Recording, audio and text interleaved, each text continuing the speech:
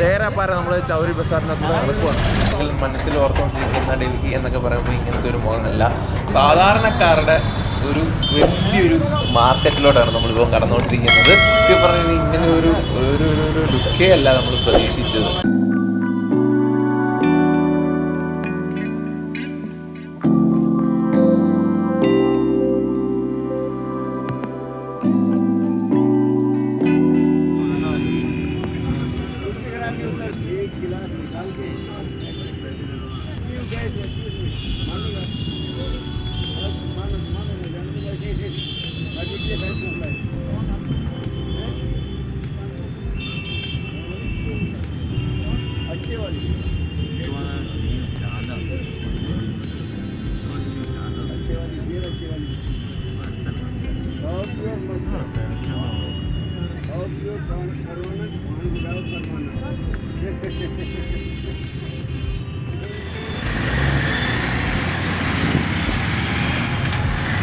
Hi, hello, നമസ്കാരം. റൂട്ട്കഫേയുടെ മറ്റൊരു എപ്പിസോഡിലേക്ക് സ്വാഗതം. ഇപ്പം നമ്മളിപ്പോൾ ഡൽഹിയിലെത്തി. ഇനിയിപ്പം നമ്മൾ ഡൽഹിയിലെ കാഴ്ചകളാണ് കാണാൻ പോകുന്നത്. ഇപ്പം ഞങ്ങൾ ബസ് ഇറങ്ങിയതിന് ശേഷം ബാറ്ററി ഓപ്പറേറ്റഡ് റിക്ഷയിൽ കയറിയിരിക്കുകയാണ്. ഇപ്പം നമ്മൾ നേരെ വിധാൻസഭ മെട്രോ സ്റ്റേഷനിലോട്ട് പോവുകയാണ്. അവിടെ ചെന്നിട്ട് മെട്രോയിൽ കയറി നമ്മൾ നിസാമുദ്ദീൻ മെട്രോ സ്റ്റേഷനിൽ ഇറങ്ങണം. അപ്പം നമ്മൾ നേരെ പോവുകയാണ്. എന്തായാലും നല്ലൊരു എക്സ്പീരിയൻസ് ആണ് കേട്ടോ ഈ ഓട്ടോറിക്ഷയിൽ. അപ്പോൾ നമ്മുടെ ചാനൽ ആദ്യമായിട്ടാണ് കാണുന്നതെങ്കിൽ ഒന്ന് സബ്സ്ക്രൈബ് ചെയ്യുക. അതുപോലെ തന്നെ സൈഡിലെ ബെൽ ബട്ടൺ ഒന്ന് എനേബിൾ ചെയ്തേക്കുക. അപ്പോൾ നമ്മൾ വിധാൻസഭ എത്തിയിരിക്കുകയാണ്. വിധാൻസഭയിൽ ഇറങ്ങി നമ്മൾ നേരെ മെട്രോ പിടിച്ച് നിസാമുദ്ദീനിലോട്ട് പോവുകയാണ്.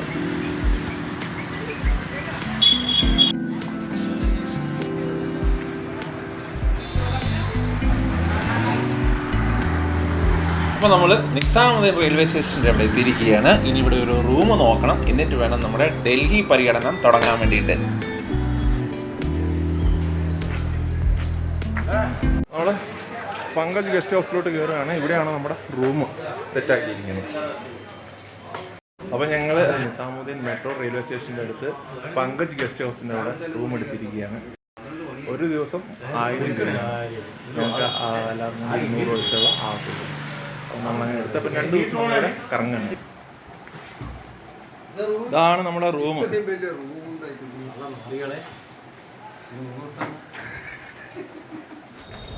ഹലോ ഗൈസ്, നമ്മളിന്ന് രാവിലെ ഡൽഹിയിൽ വന്നു റൂമൊക്കെ എടുത്തു. അതിനുശേഷം നമ്മളിപ്പം ഫുഡ് കഴിച്ചിട്ട് ഡൽഹി മൊത്തം ചുറ്റിക്കറങ്ങാൻ വേണ്ടി പോവുകയാണ്. അപ്പം ഡൽഹിയിലെ വിശേഷങ്ങളൊക്കെ കാണാം. നമുക്ക് നേരെ ഡൽഹിയിലെ കാഴ്ചകളിലോട്ട് കിടക്കാം.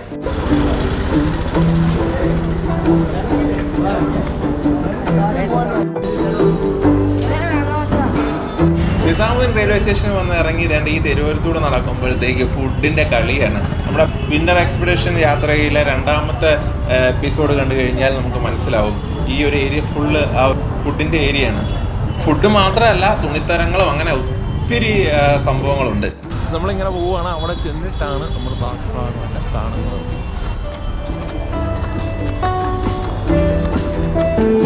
അങ്ങനെ നമ്മൾ മെട്രോയിൽ നിന്ന് നമ്മൾ നേരെ ചൗറി ബസാറിലോട്ട് വന്നിരിക്കുകയാണ്. ഡേരാപ്പാറ നമ്മൾ ചൗരി ബസാറിനകത്ത് നടക്കുവാണ്.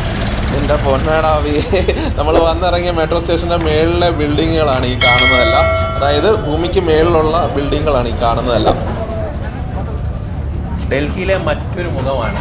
നമ്മുടെ മനസ്സിൽ കണ്ടിരിക്കുന്ന അല്ലെങ്കിൽ മനസ്സിൽ ഓർത്തുകൊണ്ടിരിക്കുന്ന ഡൽഹി എന്നൊക്കെ പറയുമ്പോൾ ഇങ്ങനത്തെ ഒരു മുഖമല്ല. ആഡംബരമായിട്ടുള്ള കുറേ ഏരിയകളും അങ്ങനെയൊക്കെ നമ്മുടെ മനസ്സിലുണ്ട്.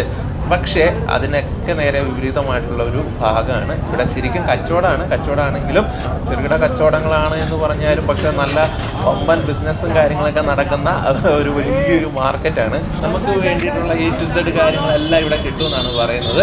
അപ്പോൾ നമുക്ക് തിരക്ക് പിടിച്ച ഒരു സാധാരണക്കാരുടെ ഒരു വലിയൊരു മാർക്കറ്റിലോട്ടാണ് നമ്മളിപ്പോൾ കടന്നുകൊണ്ടിരിക്കുന്നത്.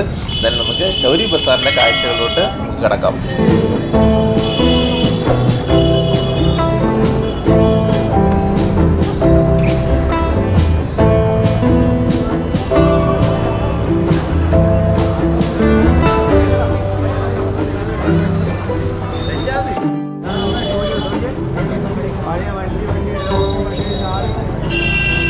എൻ്റെ പൊന്നേടാവേ, കണ്ടില്ലേ?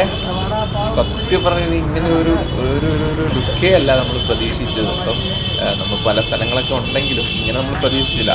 ഭയങ്കര തിരക്കിലാണ് ഈ തെരുവ്. സൂക്ഷിക്കണം കാണാൻ കേട്ടോ. അതേപോലെ ഭയങ്കര തിരക്കാണ്.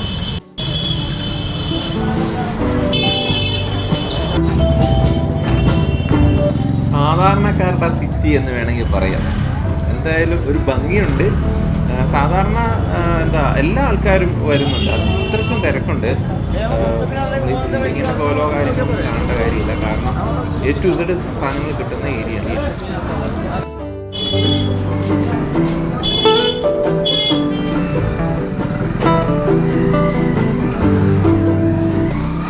എൻ്റെ പൊന്നെ, ഒന്നും പറയാം, ഇളവിൽ കൂടെ കയറി വരുന്നത്.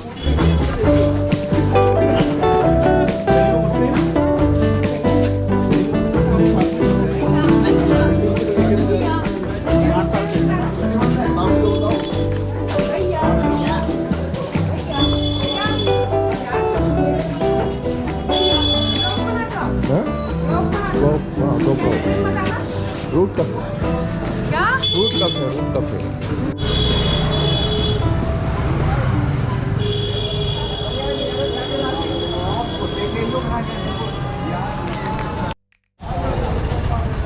ഇവിടുത്തെ ഒരു പ്രധാന സംഭവമാണ് കേട്ടോ അത് ഈ ബാറ്ററി കണക്റ്റഡ് റിക്ഷകൾ. അടിപൊളിയാണ്. അടുത്തേക്ക് പോകുന്ന യാത്ര അടിപൊളി തന്നെ. എന്തോ ഒരു ഫീൽ. മറ്റേ ഓട്ടോറിക്ഷകളും ഉണ്ട്, പക്ഷേ അതിനേക്കാളും കൂടുതലും ഈ ബാറ്ററി കണക്റ്റഡ് റിക്ഷകളാണ്. അടിപൊളി. നിങ്ങൾ എപ്പോഴെങ്കിലും ഡൽഹിയിലൊക്കെ വരുവാണെങ്കിൽ ഈ ബാറ്ററി കണക്റ്റഡ് റിക്ഷകളിലൊക്കെ ഒന്ന് കയറണം കേട്ടോ. ഇവിടുന്ന് ജാമായി.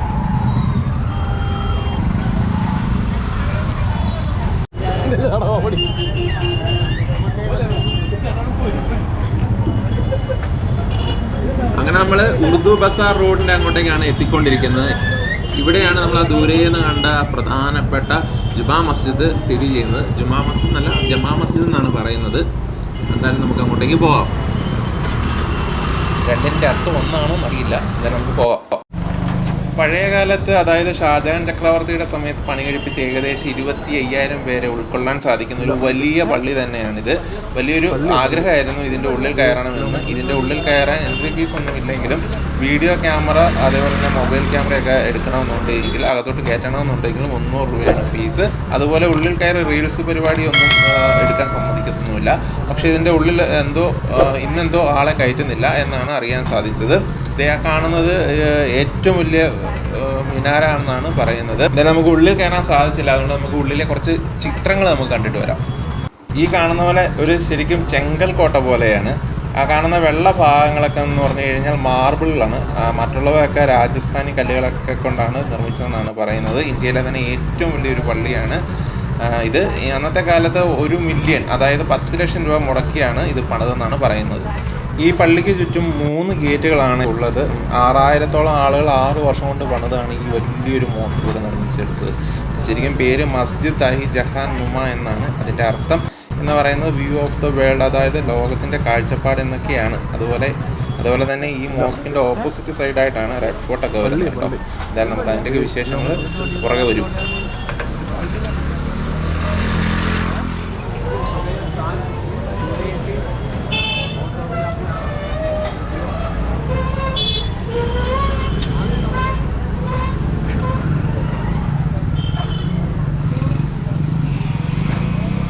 ഒരന്തവും കൊന്തവും ഇല്ല, നമ്മളിങ്ങനെ നടന്നുകൊണ്ടിരിക്കുകയാണ്.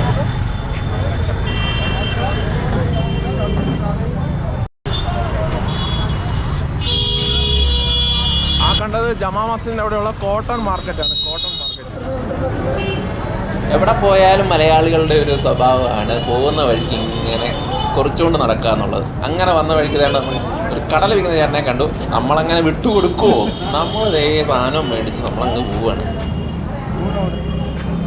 നമ്മളിങ്ങനെ നടക്കാൻ തുടങ്ങി കുറേ നേരമായി. അന്നേരം ഇവിടെ നല്ല ഫുഡ് കിട്ടുമെന്ന് കേട്ടു. ഞങ്ങൾ അങ്ങോട്ട് കയറുകയാണ്.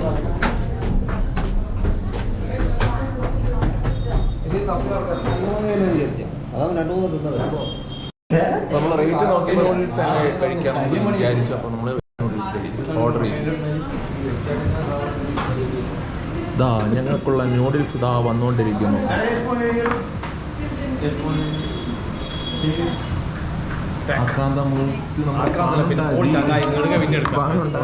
വലിച്ചെടുക്കുന്നു, കഴിക്കുന്നു. അപ്പോൾ നല്ല പോലെ വിശപ്പുണ്ട്. ഞങ്ങൾ ആഹാരങ്ങൾ മൊത്തം ഒന്ന് കഴിക്കട്ടെ.